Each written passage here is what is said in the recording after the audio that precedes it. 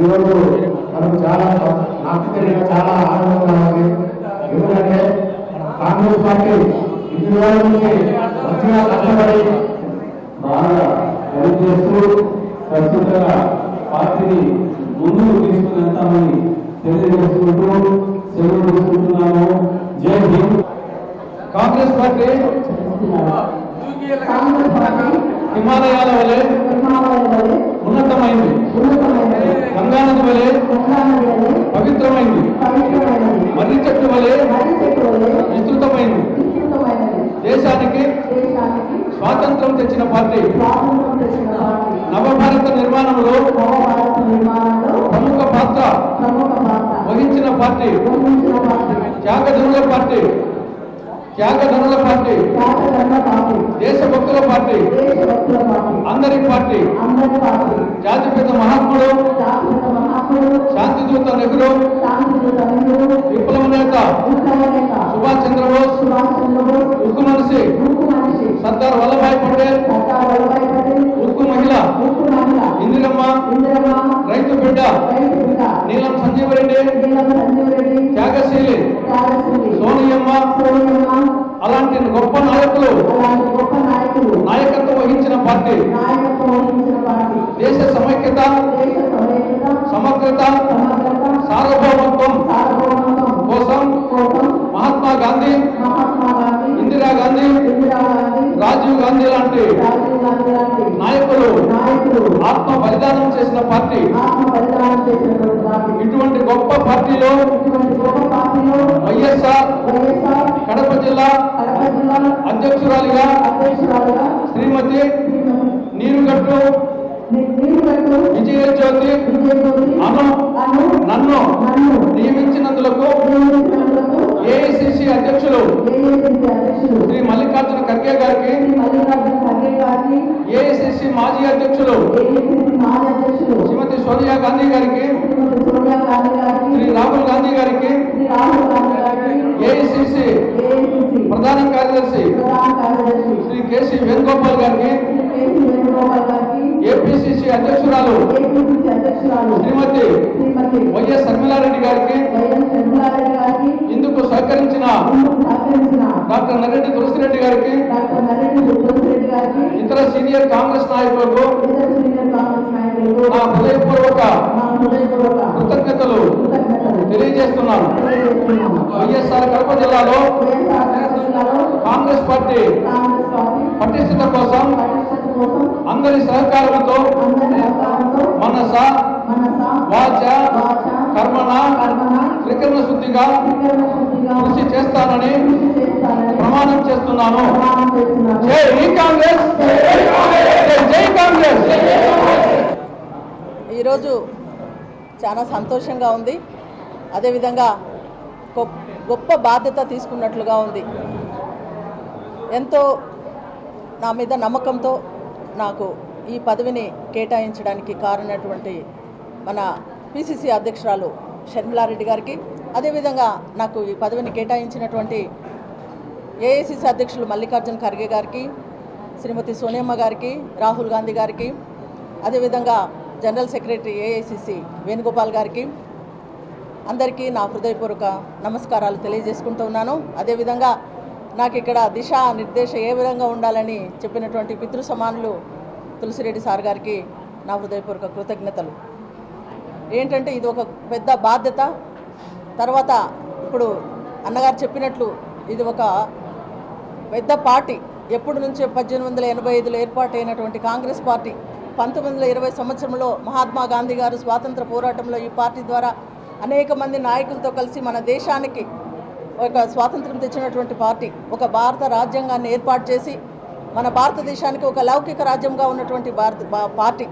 కాబట్టి ఈ పార్టీని బలోపేతం చేయాలనే ఉద్దేశంతో తప్పకుండా ఈ గతంలో వైఎస్ రాజశేఖర రెడ్డి గారు ఏ విధంగా కాంగ్రెస్ పార్టీని ఏ విధంగా అభివృద్ధి పదంలో నడిపించినారో, అందరినీ దగ్గర తీస్తూ పార్టీకి విధేయుడుగా ఏ రకంగా ఉన్నారో అదేవిధంగా ఈ జిల్లాలో కాంగ్రెస్ పార్టీని బలోపేతం చేయాలనే ఉద్దేశంతో నాకు ఈ పదవిని షర్మిలమ్మ గారు ఒక పెద్ద నమ్మకంతో నాకు ఏర్పాటు చేయడం జరిగింది. కాబట్టి నేను ఒకటే సభామూలకంగా మీడియా మూలకంగా చెప్తా ఉన్నా, మనమందరం నాయకము ఒక పదవులు అనేటివి ఈరోజు ఉంటాయి, రేపు పోతాయి. కానీ మనమంతా కాంగ్రెస్ కుటుంబ సభ్యులం, కాంగ్రెస్ సైనికులం.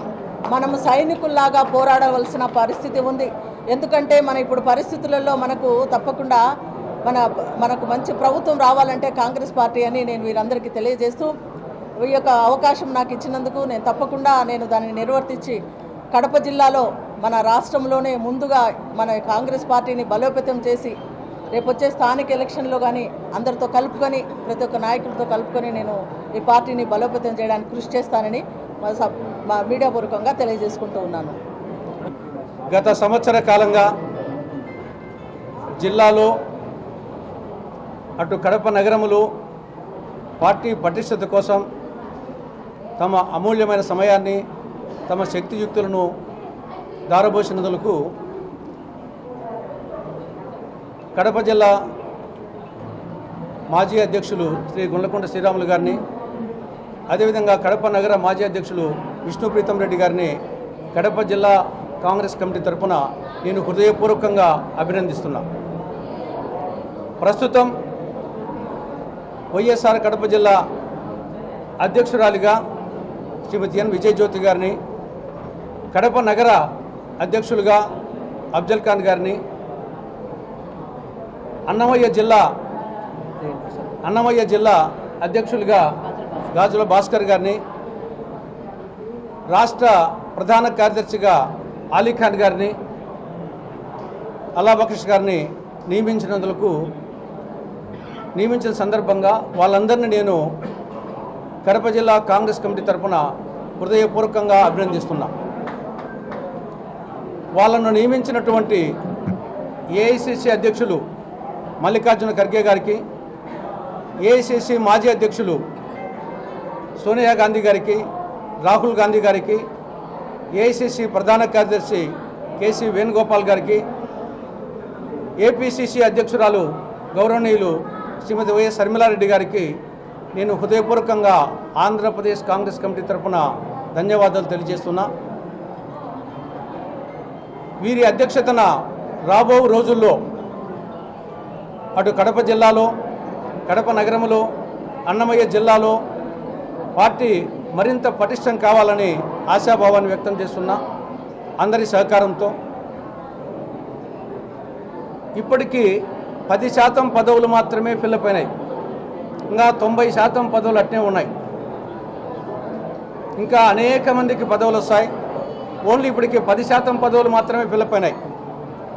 రాష్ట్ర స్థాయిలో ఇంకా సెక్రటరీస్ ఉన్నారు, జాయింట్ సెక్రటరీస్ ఉన్నారు, అనుబంధ సంస్థల రాష్ట్ర అధ్యక్షులు ఉన్నారు, అనుబంధ సంస్థల రాష్ట్ర కమిటీలు ఉన్నాయి. జిల్లా స్థాయిలో జిల్లా కమిటీ ఓన్లీ ఇప్పుడు అధ్యక్షురాలు మాత్రమయ్యారు. మిగతా జిల్లా కమిటీ ఉపాధ్యక్షులు, జనరల్ సెక్రటరీసు, కోశాధికారి, కార్యవర్గ సభ్యులు ఆ పోస్టు ఫిలప్ చేయాలి. అదేవిధంగా నగర అధ్యక్షులు మాత్రమే ఇప్పుడు నియమించబడ్డారు, మిగతా కమిటీని ఫిలప్ చేయాలి. అదేవిధంగా జిల్లా స్థాయిలో అనుబంధ సంస్థలు అటు విద్యార్థి విభాగం, మహిళా Congress, Seva Dal, SC, ST, BC, EBC, minority, Kisan cell ఇవన్నీ అటు జిల్లా అధ్యక్షులను ఫిలప్ చేయాలి, ఆ కమిటీలను ఫిలప్ చేయాలి. అదేవిధంగా మండల స్థాయిలో మండల టౌను అధ్యక్షులు ఆ కమిటీలు అవి ఫిలప్ చేయాలి. కాబట్టి ఇంకా 90% పదవులు అట్టే ఉన్నాయి. కాబట్టి అందరికీ సముచిత గౌరవం కల్పించడం జరుగుతుంది. ఈ యొక్క నూతన కమిటీ అందరి సహకారంతో మీరు 3 బృహత్తర లక్ష్యాలు ఉన్నాయి మన ముందర. ఒక బృహత్తర లక్ష్యం 2026 ఫిబ్రవరిలో కానీ మార్చిలో కానీ స్థానిక సంస్థలకు ఎన్నికలు జరుగుతాయి. గ్రామ పంచాయతీలకు, మండల పరిషత్తులకు, జిల్లా పరిషత్తులకు, మున్సిపాలిటీలకు, కార్పొరేషన్లకు 2026 ఫిబ్రవరి లోపల రూరల్ బాడీస్కు, మార్చి లోపల అర్బన్ బాడీస్కు ఎన్నికలు జరగాలి. కాబట్టి ఈసారి ఎన్నికలు ఉండేది ఇంకా సంవత్సరం 2 నెలలు 3 నెలలు ఉంది. కాబట్టి ఒక అర్జునుడు ఏ విధంగా మత్స్య యంత్రాన్ని ఛేదించే దానికోసం కృషి చేశాడో ఆ విధంగా వచ్చే స్థానిక ప్రభుత్వాల ఎన్నికల్లో ఖచ్చితంగా మనం నిర్ణయాత్మక పాత్ర కడప జిల్లాలో పోషించాలి. రేపు జిల్లా పరిషత్ చైర్మన్ కాంగ్రెస్ వాడు కావడమా, కాంగ్రెస్ పార్టీ సహకారంతో వేరే వాళ్ళైనా కావడమా, అదేవిధంగా అనేక మండలాలలో సొంతంగా మనం గెలుచుకోవడమా లేదా మన సహకారంతో కావడమా ఆ విధంగా వచ్చేసి అదేవిధంగా మున్సిపాలిటీసు కార్పొరేషను కాబట్టి మన లక్ష్యం వచ్చేసి కేవలము సంవత్సరము 2 నెలలు 3 నెలలు మాత్రమే ఉంది. ఈ యొక్క బృహత్తర లక్ష్యం నంబర్ 1. రెండవది వచ్చేసి కేంద్రంలో 2029లో రాహుల్ గాంధీ గారు ప్రధాని కావడం అనేది అది మన బృహత్తర లక్ష్యం.